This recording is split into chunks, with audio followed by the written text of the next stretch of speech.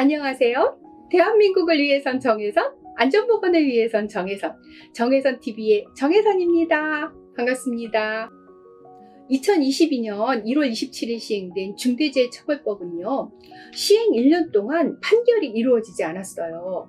그러다 보니까 처벌도 이루어지지 않았던 것이죠. 지난 1년 동안 수사는 진행되었지만 실제 판결이 이루어지지 못했던 것이에요. 그러다가 바로 지난 4월 6일 드디어 중대재해처벌법에 의한 제1호 판결이 이루어졌습니다. 중대재해가 발생한 이 사건은 작년인 2022년 5월 14일 날 일산의 한 요양병원에서 증축공사 현장에서 발생한 것인데요. 94kg에 이르는 자재를 위로 인양하는 그런 과정에서 40대의 현장 근로자가 5층의 높이, 즉 16.5m 되는 높이에서 추락했어요. 곧장 인근의 병원 응급실로 이송하였지만요, 안타깝게 사망하였습니다. 이 공사 금액은 81억 원이었어요. 그래서 바로 중대재해처벌법에 해당하는 공사이었던 것이죠. 검찰은 원청기업의 대표가 안전보건관리체계의 구축 그리고 이행에 관한 조치를 하지 않아서 바로 근로자가 사망하게 되었다, 이렇게 판단을 했습니다. 그리고 구체적으로는요, 유해 위험 요인의 확인 그리고 개선 대책을 마련하지 않았기 때문이고요.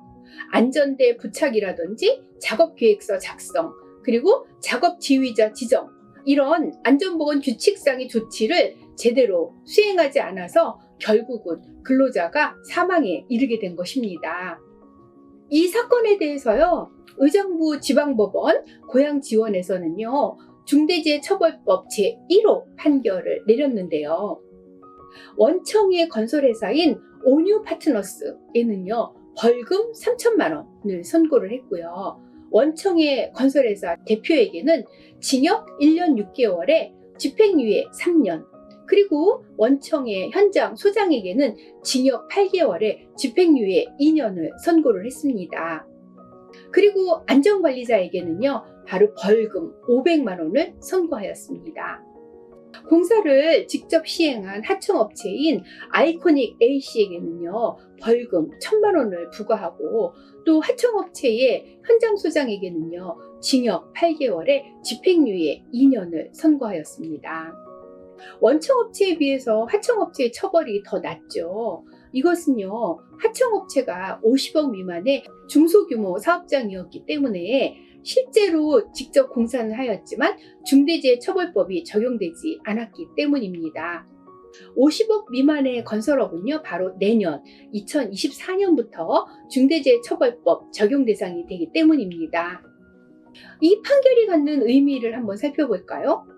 그것은 바로 원청회사 대표가 중대재해처벌법에 따라서 처벌을 받게 되었다는 것입니다. 중대재해처벌법이 시행되기 이전에는요, 원청회사의 대표를 처벌하는 경우가 거의 없었어요. 재판부는 판결 결과를 설명하면서 우리 사회에서 빈번하게 발생하는 산업재해에 대해 사업주와 그리고 도급인이 보다 무거운 사회적, 경제적 책임을 물어야 한다는 그런 상당한 수준의 사회적인 합의가 이루어졌다, 이렇게 설명을 하고, 그에 따라서 바로 중대재해처벌법이 제정되었다고 이렇게 말했습니다. 하지만 회사와 대표이사 등은요, 그 의무를 지키지 않아서 결국은 근로자가 사망하게 되는 돌이킬 수 없는 중대한 결과가 발생을 했던 것이고요. 이 같은 결과는 업무상 의무 중 일부만이라도 이행을 했더라면 발생하지 않았을 가능성이 큰 것으로 보인다, 이렇게 말했습니다. 다만 법원은요, 피해자를 비롯해서 건설 근로자 사이에 만연해 있는 안전난간, 임의 철거 등의 관행도 사고의 원인 중에 하나, 이렇게 지적을 했어요.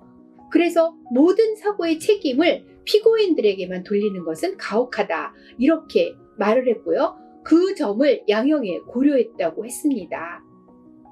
이 판결에 대해서 검찰과 피고인은 모두 항소를 하지 않았어요. 그래서 바로 1심 그대로 형이 확정이 되게 되었습니다.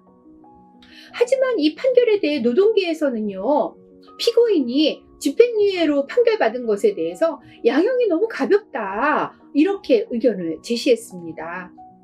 중대재해처벌법이 있을 때나 없을 때나 동일하게 사업주에 대해서 처벌이 가볍게 이루어진다면 중대재해처벌법의 실효성이 떨어질 수 있다는 의견을 제시한 것이죠. 1심 판결이 내려진 후에 20일 후에 바로 또 2호 판결이 내려졌거든요. 2호 판결 결과도 궁금하시죠? 2호 판결 결과는요, 다음에 또 다시 전해드릴게요. 중대재해처벌법은 사업주가 예방의 의무를 다한다면 처벌받지 않는다, 이런 것을 다시 한번 확인시켜주는 그런 판결이라고 할 수 있겠습니다. 오늘은 이렇게 제1호 판결에 대해서 설명을 드렸는데요. 다음에 또 제2호 판결에 대해서 말씀드리겠습니다. 감사합니다. 대한민국을 위해선 정혜선, 안전법원을 위해선 정혜선, 정혜선TV 꼭 구독 눌러주시고요. 좋아요, 알람 부탁드리겠습니다.